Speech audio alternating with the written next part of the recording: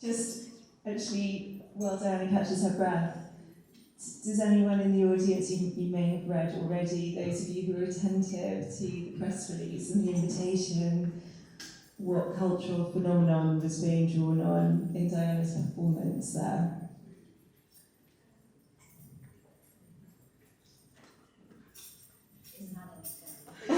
Exactly. So what we should have said, actually it's a good moment to say it now, that the title of the work, the title of the work is The Poison of 1,000 Movements. And what Dyana's work in progress and research has been focusing on is the phenomenon of tarantismo from southern Italy. And would it be fair to say in some regards that what we just witnessed there was almost a performance of one of the historical tarantate, the women who had been, according to folklore, been bitten by the tarantula spider or the wolf spider in southern Italy. And I wondered if we can, once you're ready, we can think about this cultural phenomenon of tarantismo and how it's informed your work.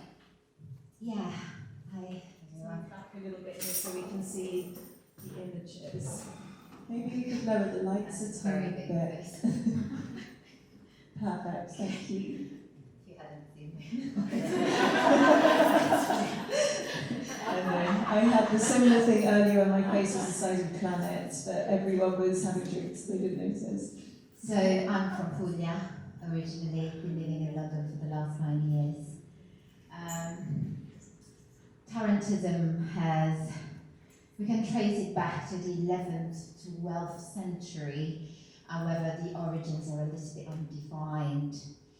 But we see its biggest manifestation in the region of Puglia in the south of Italy, specifically Taranto first, which is where I'm from, and then a little bit later on moving down south in the Salento area, and in Galatina, where I had my residency. So it sees predominantly women at the time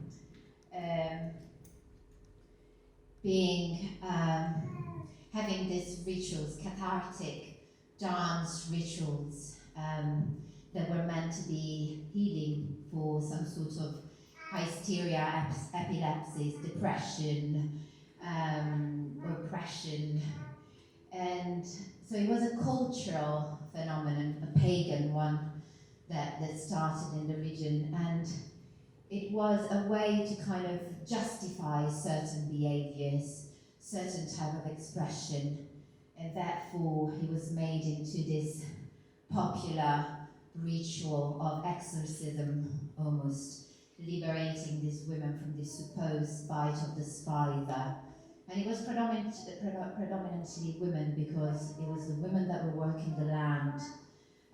They were in the field of wheat and tobacco at the time.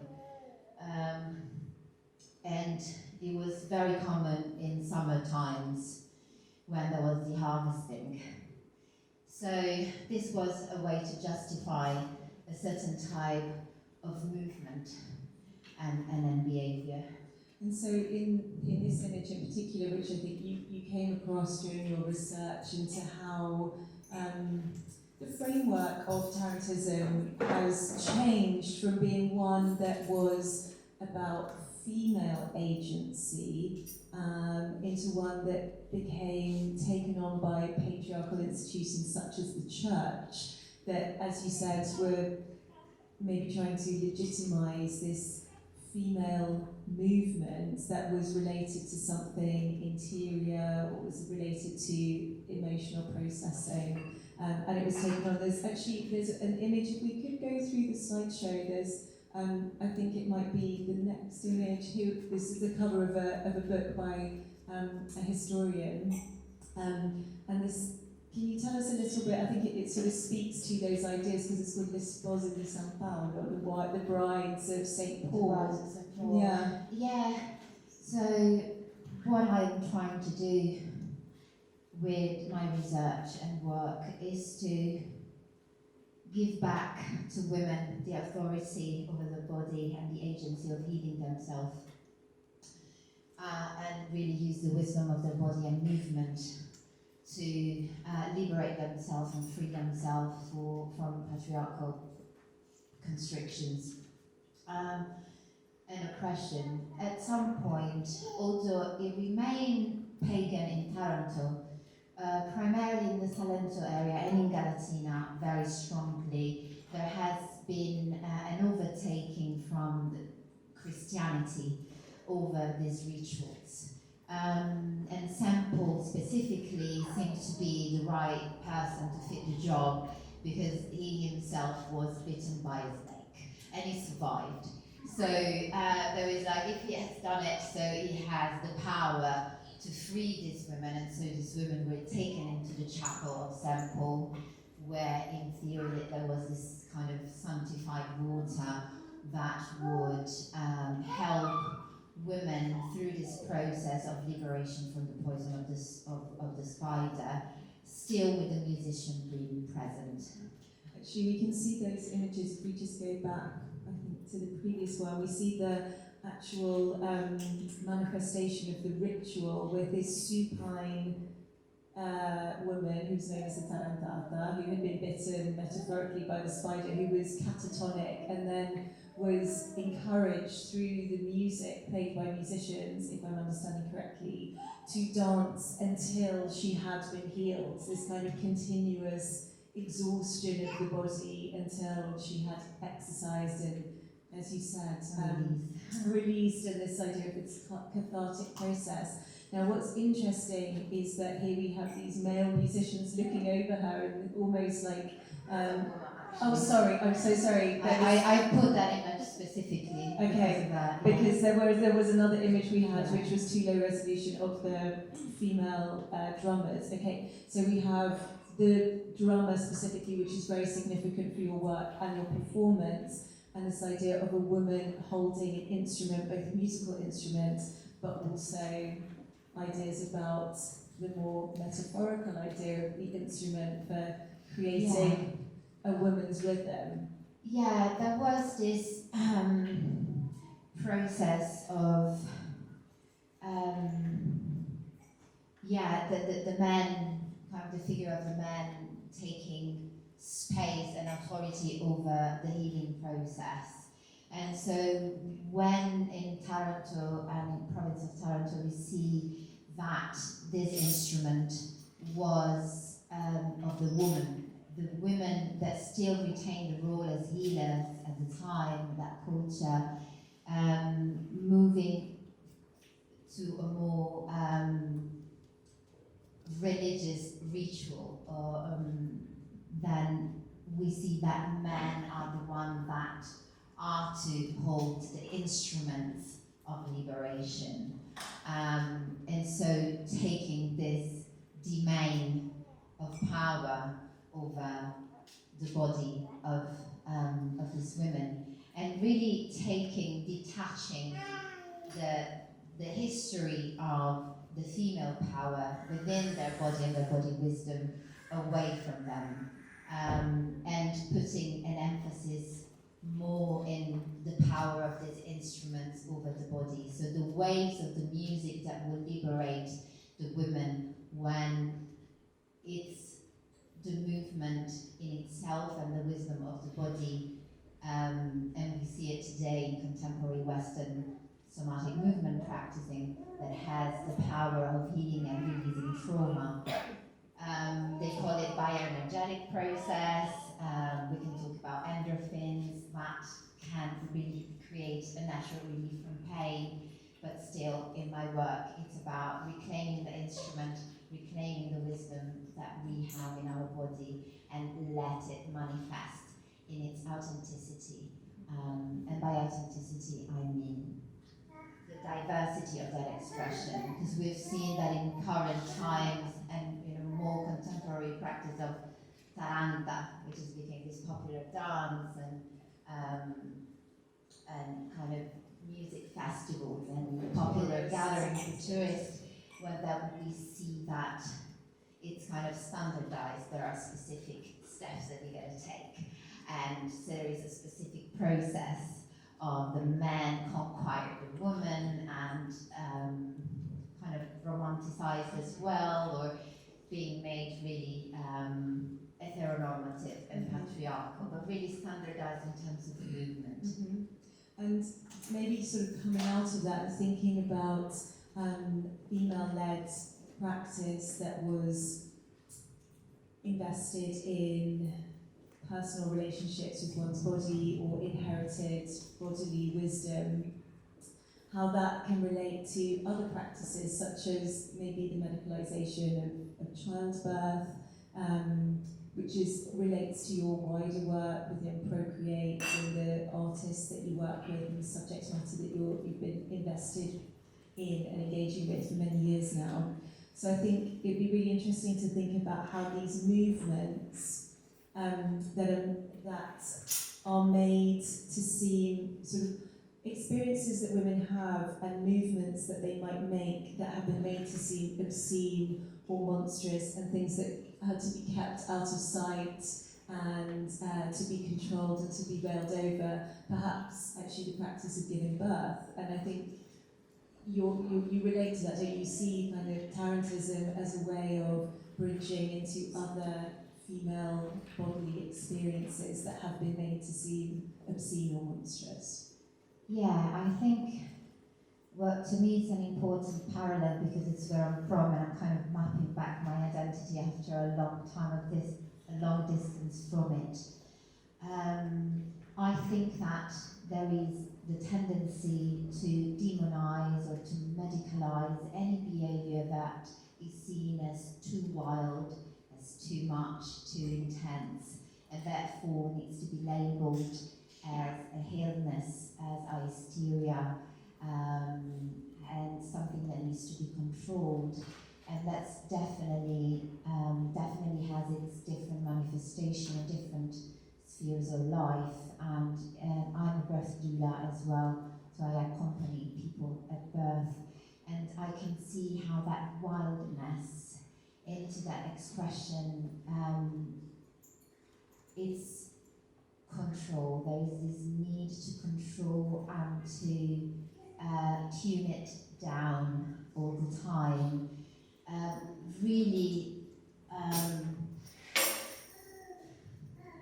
Really wanted to perpetuate an idea of the feminine and of the woman that is more related to the mother goddess, or this romanticized and beautiful and calm and gentle archetype of a woman. While when we talk about sexuality, and in sexuality I include the act of giving birth. It is part of the sexual experience into a person's life. There is that type of constrainment of wanting to control that movement and that type of expression. And I think when you thinking about expressions of sexuality, how often they need to be socially controlled into a script that is acceptable, whereas we see that in the cultural gaze pretty regularly, don't we? That any expression of sexuality that is not in tune with archetypal scripts of acceptable feminine, however you want to explore that behaviour, are demonised and pathologised. So I think it's really interesting to see the roots of that in an earlier erasure of knowledge and expression that was controlled and sought to be legitimised. So I think it's really fascinating the places it can take us to and the relevance for moving into contemporary conversations. Just wanted to think a little bit about the images of the types that you work with while we're thinking about archetypal representations of femininity, especially in the Italian South, where you're from, and which was very prevalent in the moving images that accompanied the performance. So I thought, could you tell us a little bit about that, which relates to earlier work in your practice? Yeah, in that specific action, that was in Gravina, and it was at a house that where I was resident. In that specific case, the tides were telling a story of invisibility, of distension between the domestic and the public. There are this architecture in Salento that are made so that the women could have their gathering in the house. There is this courtyard inside domestic space, and there is this bridge which was the only peek through reality, through the outside without being seen. So there is this idea of tension between the outside and the domestic space at the outside, and the invisibility of women in that specific area. I use tights because it's a garment that it's often associated with an idea of gentleness, of perfection, and therefore I wanted to disrupt that, and it's such a good material to work with, being so elastic and so shape-shifting. And I wanted to tell the stories of torn tights, stories of women from the working class that did not comply to certain beauty standards, to certain stereotypes associated with women. And I talk a lot about also how Western feminism has forgotten about those stories, those women, because those are stories that don't belong to the urban space, for example, or are stories of women that didn't know how to read and how to write. And therefore, I've had some interviews with some women, and they didn't feel like feminism was doing much for them, really. So I use the tights because it tells a story of my family, it tells a story of my grandmother. They were always wearing torn tights, and they will sew them up again and over with this thread, having this scar almost made out of thread in their tights. And so I use them to tell them that story, to bring them back, and to give space to a different type of narratives around being a woman from the South. I think, I mean, on that note, it's interesting to think how, again, we're coming back to this theme of connectivity, of, as we spoke about in Tia-Monique's film, of this idea of connection to a lineage that came before that might not have the same access or language or opportunity to take up space that we have as women in the 21st century. And I think there's something really interesting about this idea of literacy, and I know that's kind of part of this. What is literacy? Is it a verbal and a reading literacy, or is it a literacy that we've actually lost in other forms of movement that have a linguistic capacity, as Tia-Monique related in her stories about Caribbean diasporic communities, and using dance as a way of communicating messages or perpetuating histories. And I think that there is this kind of place of connection with this as well, of thinking about this, a literacy that we've lost. We've forgotten how to read our bodies or use our bodies in ways that have traditionally healed our ancestors, perhaps.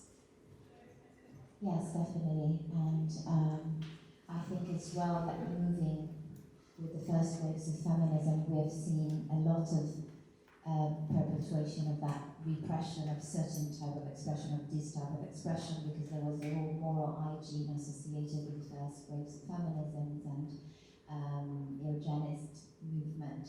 And so there was a lot of moral standards that have been applied on the body, on the way that the body would express into the society and what they were coming to be the modern and urban spaces and societies that we live in today. I know we could go on talking about this all evening, but I'm going to open it up to any questions from the floor. Time for a couple of questions. Yes? dialogue impact made me think of the expulsion of hereditary movements on this very island with the Actually, who's felt about? I'm going to give you a mic just because I think it'll be easier to hear. yeah, so the dialogue you just had made me think of the expulsion of hereditary movements with and also on this very island, the witches that was started by King James, South America explosion of pagan religions. And when I think about the thematic threads of those events, I think of the inculcation of the capitalistic element of the world that we live in today. And yeah, I was wondering if that was something that you came across in your research was, yeah, kind of like more universalizing concept of a dominant capitalistic ideology. Yeah, I guess that in my research, capitalism has kind of a different place because it feels like the land that I'm from resisted a little bit certain dynamics and systems that came with capitalism. And that's why I strongly push to tell those stories, because some of the things that are so ingrained in us, they took a little longer to sink into some of the women from my lineage in the South, because they belong to the land, because they belong to the community, and it's a different story from, it's the same region, but I've discovered that within the same region, I found so many differences. So in my personal area and my lineage, there has been a resistance to certain capitalistic systems and ideals, because there was a strong connection to just being in that space, being part of the land, being part of that community, and being quite detached from, for example, what's happening in the cities. But then it definitely reached those lands and those territories as well. I suppose there are parallels we can draw between other punitive acts of control that do operate around a sort of what's the word? A categorisation of movements and the way in which people's indigenous kind of acts are coming together, because that's obviously a power threat to a hegemony that doesn't have an authority, So I think there's, you can take it out into parallels using. Time for one more question. Yes.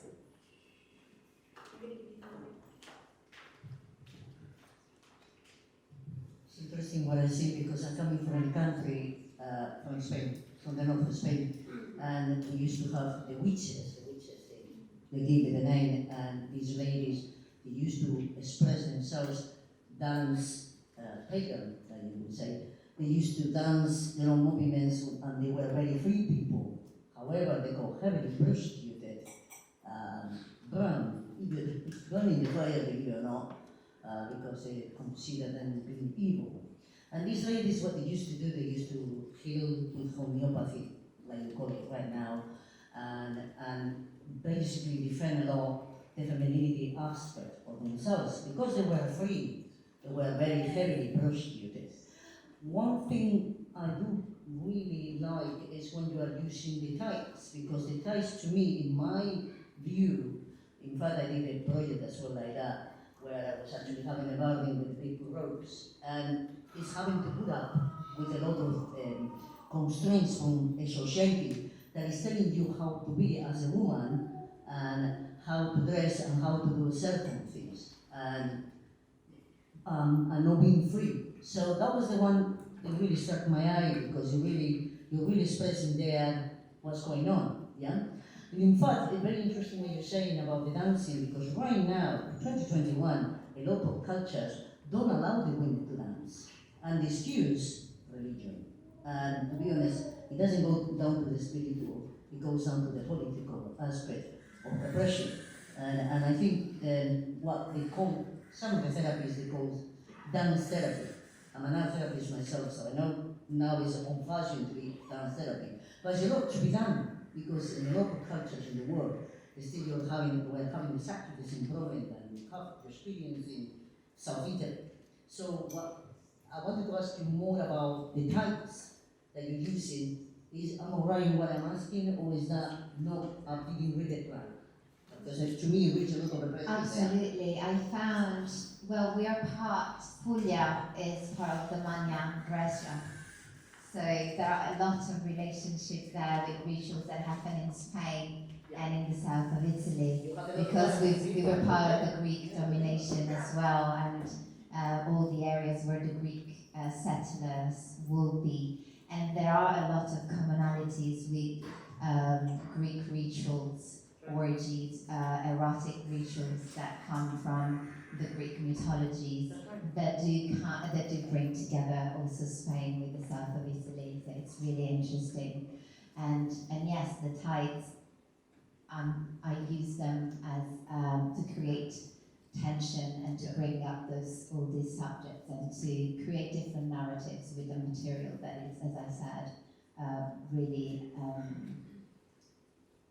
good to create different shapes and so different stories with it. The elasticity, I think Yeah, you said, which elasticity, really was suggestive. I'm so sorry to break up the conversation when you speak so eloquently about your work and your research. So thank you, Dyana. Thank you.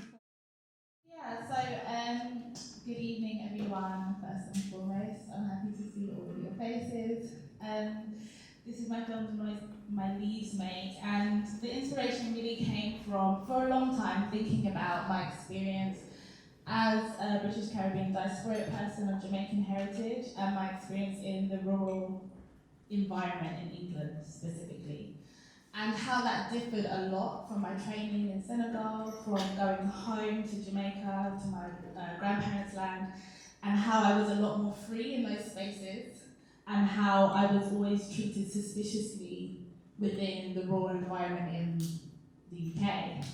And so I was thinking a lot about those tensions of what it would look like, not just for dark-skinned black women to enter that space, but to really sink into that space, to hold everything and really claim it, and that's what we were exploring in the film. I think you really get a sense of that sinking. It's really beautiful. Maybe we could think that really haunting is probably the wrong word, but that really powerful final image of submersion and sinking. You really get a sense of that. Is that to do with maybe this finding of roots that have been interrupted through diasporic movement? Yeah, I suppose it's less to do with roots, but the title, The Noise My Leaves Makes, comes from an essay by Derek Walcott, and it's Isla Incognita, and there he's talking about walking along, I think it's St. Lucia, walking in St. Lucia and thinking about how all the plants and everything have been renamed through this colonial process, and how he has been renamed through the colonial process. And the conclusion is that there's nothing left to do but to claim the land, is to be there and to really find your own belonging there, because he's there, the plants are there, and everybody's been renamed.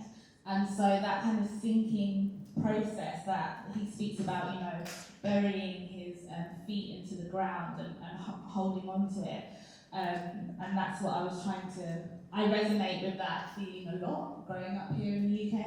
And that's what I was trying to think about. So that final baptism scene is kind of a surrender to belonging, is to surrender into the space and to the environment. Because you grew up in Essex, didn't you? And we've spoken about your experiences of feeling marginalised within school groups, school community, and that sense of alienation. And then this was filmed in Leicestershire, so we have this idea of the space of the British rural landscape and what it welcomes and what it excludes, which I think is really interesting. And you had certain experiences with filming it, didn't you, that even highlighted a residual antagonism in that regard? Yeah, filming this film was really, really difficult. We experienced in the Leicestershire rural environment, we experienced a lot of racism. We were confronted several times as a crew of mainly black people. With the director of photography is a white man, Nick Hamer. and yeah, we were confronted a lot, and we were really dealing with the suspicion, even when we had clearance to be in certain spaces, the kind of suspicion that a black crew can experience in the UK. Why are you here? Who told you to be here? I'm going to call the police. All of those things happen to us, and so we were trying to navigate the real issues of the film, and the dancers do an amazing job of claiming that space when they were actually also experiencing the kind of hostility that I was trying to go against in the film. And so they had so many different coping strategies. At some point, you know, they were singing, because they also had to be in character, they were singing to each other. And I would also think a lot about my relationship in that with Nick, who's a white man, who was the director of photography, who was filming it, and how he, as an ally, really stood in that gap. I think if we didn't have a white man in our crew, some situations would have been, I don't know where they would have gone, because a man going and then coming back with 4 other men in a film that's about black women, it could have gone in a different way if Nick wasn't there. And so on that note, kind of while holding the recognition of that threat and undercurrent of violence, how important joy can be as some counter to that. And I think that's the spaces that are really interesting for thinking about the radical potential of joy and the visibility of that joy. And it really comes out in the film and in different sort of movement sequences. So I wonder if you could tell us a little bit about those movement sequences and the thinking behind them, because there's obviously the sort of surrendering and the stillness that you mentioned, but then there's a very playful, almost kind of ragtime dancing. I just wondered what you were drawing on within those. So I always feel that it's a bit forced for me to be here as a choreographer in this, as a person talking about this, because it really was a collaborative effort. So the choreography was made in collaboration. I know I was directing it, I was choreographing elements of it, but the process started with us going into the environment, going to Bradgate Park in Leicester, going wild swimming, doing all of these things as a group together, and then thinking about the type of movements that we were experiencing. The dancers telling me their own experiences in the UK rural environment, which were different than mine. We all come from different, some of them grew up in the Midlands, I grew up in Essex, so some of them grew up kind of further down south, so we all have different experiences. So when it comes to the movement, a lot of that movement vocabulary is actually coming from the dancers, their own training. But I think what I wanted to get within the movement is both the tension and the joy, and that kind of flitting between those two things, and really allowing them to embody and own that space themselves. I really wanted them to do that. I think it comes across as, like you say, the beauty of that tension really comes across.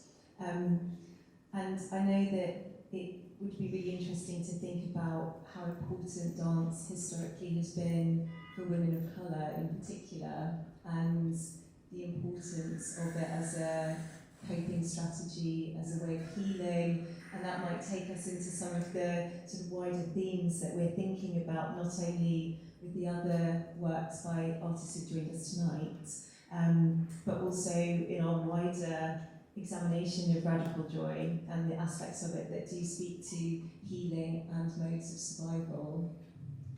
Yeah, I suppose I wouldn't want to speak to the women of colour experience, but Black British women, specifically Caribbean, the Caribbean lineage. When we're thinking about Black British, we're thinking about the African that came more in that kind of 80s, but then the Windrush generation and what that meant, coming from Jamaica, coming from Grenada, coming from Trinidad, all of those places over that historic line. So I'll speak to that specific nuance of what movement has meant. And I think we have to go back to our ancestors, which is when they were taken and brought over to the Caribbean islands, one of the only things that was granted for them to do was to dance. And so many things are tied up within those movements. There are conversations within their movements, there are training there are fighting sets within that movement, within those movements. There are messages of how to escape within those movements. And so the lineages of our African diaspora movement and those aesthetics are really, really powerful and potent. And what we see when we kind of see the kind of more popular, what we might know here is the kind of reggae movements, the dancehall movements that move through and then come over to England through the Windrush generation. We see that there's kind of a current of resilience and resistance. One of the main movements, which we don't really see so much here in the film, but is the wine, the circle, and thinking about what that actually means too when you are faced with death on every side, when your life expectancy is so long. When you wine, you affirm the circle of life, you affirm reproduction, and you affirm that your lineage will continue on. And so when we think about social movements within the UK, when we think about dance, when we think about specifically Bachelor, thinking and the Caribbean lineage, those kind of popular movements are the undercurrent that keeps the community going and growing. And one of the things that an artist that I love and admire so much, Jamila Johnson Small, who's also coming from that lineage, when we have she speaks about experiencing within her family life things just bubbling over into movement, and I resonate with that so much because dancing is happening all the time. I have a 7-year-old daughter, we're always dancing. So this is really a practice, an everyday practice that's happening, and that's where we find our joy. If you turn on the news, just last week, we're seeing black people being killed on every side continually. What do we do in the face of that? What coping strategies do you have when things are being taken away from you all the time? We dance, we laugh, we sing, we connect, and we connect through the movements that our ancestors did back in Jamaica, our ancestors did even before that in West Africa. And so that's where that healing really comes, because we connect through what has been disconnected, what has been disrupted. We can still connect through movement. That's such a beautiful way of exploring it. I think it's more and more what keeps coming back to me is how joy, or radical joy, is maybe about radical connection of different forms, and as you say, to one's body, to the possibility, the potency of one's body, the determination of one's body to carry on in the face of trauma and threats, but then connection to other people, connection to our histories and the histories that we carry within our body. And I think that again is something that maybe be thinking about in the next movement when we speak to Dyana, and thinking about how radically we have been disconnected for different reasons and in different contexts. The diasporic community who's been disconnected from their homeland and from their agency, and that's speaking to spaces for radical reconnection. I feel like joy is actually about a reconnection, and that's what it is. There's also that aspect of nature that I'm really interested in exploring just a little bit as well, because when we see the outside landscape of the British countryside, it's not one that has a kind of welcoming aspect really to many people. It's over-maintained, it's used for agricultural production, there's not so much wilderness, so that adds another layer to it. But I just wanted to go back maybe to you telling me about that experience of being in Senegal and having lived in Essex, and then that feeling of how different it was to dance there, where there was a different, the sort of environment held a different history for you, even though that was one that maybe was less familiar to you. So it was your experience of finding a connection for the first time, maybe. Yeah, absolutely. I think it's something ridiculous, like 90% of the British countryside is privately owned. So it's one of those things that it's not just black people that are feeling excluded. There's all sorts of class intersections and all sorts of things going on about the British countryside. And my experience was that although my mum really loves flowers, loves going out, taking us to places all the time, that I never really had a chance to really feel free and just run, other than the local park obviously, feel free in that environment. And I trained at École des Arts in Senegal, School of Contemporary African Dance. And my experience there was so vastly different because the school is literally maybe 100 metres from the sea. And so as part of our training, there is that kind of connection. We're dancing in, one of the studios is sand, so we're dancing on sand all the time. The other studio doesn't have a fourth wall, so you're just looking right out into the environment, beyond the environment, into the sea. And a lot of our training would take place in the sand, and also going to the beach and being in the sea and doing whole sequences in, like, there's a sequence called the Starfish, you literally do it amongst the waves. And so that kind of experience, and also as part of that training, going to where the slave ships would leave, it really kind of rooted me, even though that land was unfamiliar. It was like a spark into me because I was so connected through the movement that I was doing, but also the land. We would go out into the trees, and that was really my first experience of claiming a space that wasn't necessarily mine to claim, because I'm not necessarily Senegalese, although I might be, I don't know. And I wanted to bring some of that to the UK as well, although it will never be Senegal. That's for sure. Tia-Monique, thank you so much. I'm just going to open up. We've got time for a couple of questions before we have an interval and break for some more refreshments. So, does anyone have any questions for Tia-Monique? Yes, gentleman in the front. Yeah, I'm just quite intrigued by, I'm assuming a lot of the choreography you work through in the studio prior to going up there. So I was quite intrigued when you then talk about the hostility you experience.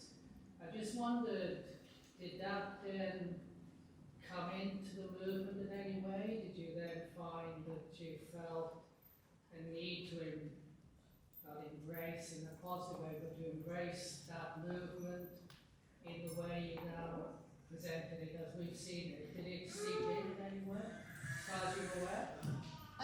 So that's really interesting. I've had this, we've showed it somewhere else previously and just an online thing. And yes, you're completely right. We're dancers, we did the choreography in the studios first. After getting all of our inspiration, we came back to the studio, choreographed, and we went back out. And when we experienced that, at the time, it was so shocking, it was so unexpected, which I don't know why it wasn't.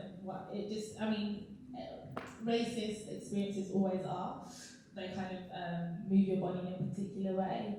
And so we did have some really hard takes, but in the editing, and this is obviously a polished edit, we decided not to put those in there. And I think one of the reasons of creating certain takes, and there are so many things on the cutting room floor, was that we actually didn't want to centre those racist experiences, that kind of white supremacist entitlement that kind of came in and said, who are you, why are you on this land? Actually, this was about black women, specifically dark-skinned black women in that space. And I do have a question for myself, because that's not necessarily what we were experiencing at that time, whether I should have brought that in or not. But I think there's so much narrative around the hostility that this was kind of a counter-narrative of just us looking at ourselves in that space, enjoying and claiming it in that radical way, and I didn't want to centre any of that. But I do think that there is that sense of tension. We try to get that sense of tension with the running, that it's not completely free. There is some sort of sense, we try to get it, of some, yeah. Some sense of there's ambiguity of whether it's flight or just abandon, of running through what could also be, and I know that you don't want to censor this, so I'm very conscious about framing this, but also in some ways might recall a plantation environment, intentionally or not. So there is that, it does come out, that ambiguity of, is this flight or is this a joyful, just kind of gamble through natural environment. So I think that's one of the scenes for me that had that tension within it. Absolutely, yeah. Thank you. I think we've got time for one more question. Yes? Hand shot Since up you the back. started making art to this point here, has it changed in any way due to experiences you've had, or has it always been the same since you started making art to that? I think my choreography has always been around trying to find identity in this space. This is the first film as a contemporary dancer. My first training is actually contemporary dance, straight, no African dance at all. I only started doing African dance maybe 12 years ago, but straight contemporary dance training. And so when I started to question that, I made a lot of work around identity. And so actually, no, it hasn't changed, because as soon as I realised that I wouldn't ever get a job as a contemporary dancer as a black woman, I always had that question of like, how can I be in this space? Like, I've grown up here, I've done all the training, there's no space for me, why? But I think it just manifests in different ways, and a lot of my writing is about that as well. So different manifestations, but the same topic. Thank you. I was just going to ask one question on that note. I was wondering if you perceive any change in maybe the canon of modern dance that is now being taught, in the opportunities for young black women, or do you think it's still very much, as you experienced it, a closed sort of place of progression, and also closed for their opportunities to learn about whether they're British African or Caribbean diasporic people? Do you think there's anything changing, or is it still a kind of stultified canon, if you like? I definitely think people have the opportunity to learn, depending on what institution you go to. The amount of jobs for black dancers and black women dancers in this country is minimal, very, very minimal. And what you will, especially in companies, if they want to become a company dancer, people are not looking for black dancers. In general, black ballet dancers suffer a lot in this country, and even if there are black, if you look at Ballet Black in this, I mean, I probably should stop talking about Ballet Black, I was talking about Ballet Black. If you look at Ballet Black, which is kind of like the black ballet company in this country, they actually don't have any black British dancers. All their dancers are from abroad. So this is the kind of environment that we're faced with as black women, contemporary dancers, or any type of dancers. What you will see is that there are a lot of independent solo artists doing their thing from project to project, and there are a few companies, I can think of maybe 3, that are led by black women in this country that have been going for maybe 15 years, but I'm sure I know that people don't even know them, and I know like one of them was on Sanderswell's stage recently and was kind of programmed as emerging, whereas anybody that's within black dance knows that this is one of our OGs kind of thing. So it's really, really difficult. It really is difficult, and I don't see that changing because dance is about aesthetics, and having afro hair and black skin, especially as a woman, is not necessarily the aesthetic that choreographers are looking for. But what I do think is positive, to kind of turn this around, is that spaces like this and the independent projects that people are doing are really, really exciting. And what we see is that those artists, those independent artists that go to Europe, actually have a lot more success than they do here on their home turf. So there is a space somewhere. Tia-Monique, thank you so much. Please join me in. Thank you.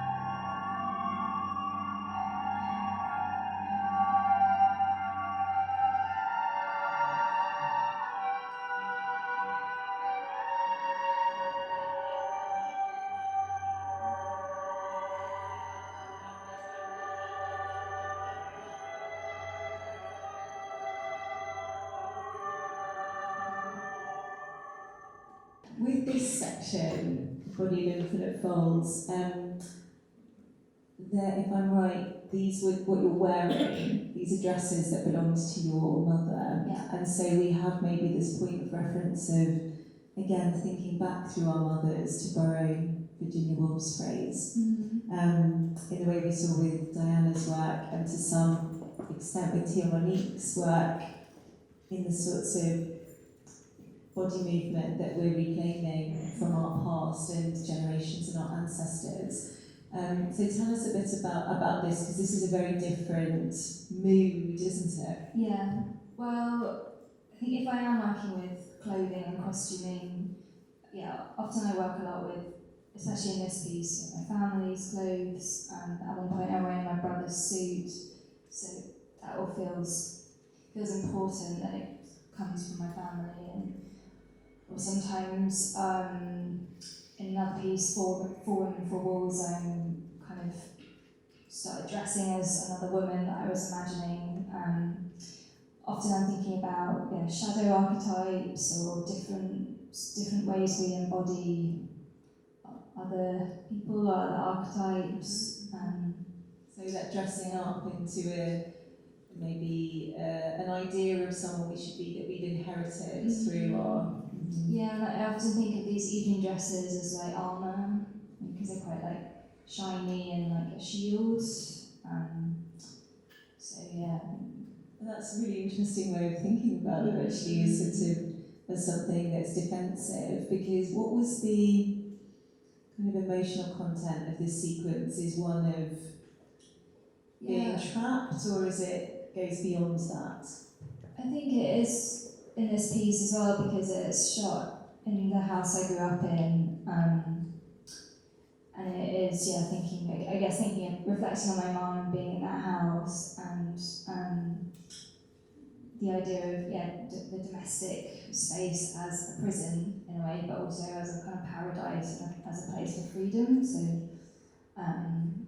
kind of blending with the architecture, becoming the architecture, embodying the house, embodying the space. It's absolutely the sort of woman becoming another, maybe. Okay, Hollie, thank you so much. Thank you so much for sharing geography fantasy with us and talking to us this evening. Okay, so that's the end of the evening. I just want to say another thank you to three of our artists who are here tonight. Tia-Monique Uzor, Dyana, thank you also to wherever she is, Francesca Andrews, who has been the most wonderful and competent producer and manager, continuingly so, of the Radical Female Drawing Programme. We will be sending updates of next month's engagements and points of conversation, and going forward, so the programme will be running until next March, so there's plenty more to continue with and picking up these strands, but each month with a different topic. So thank you all for joining us this evening.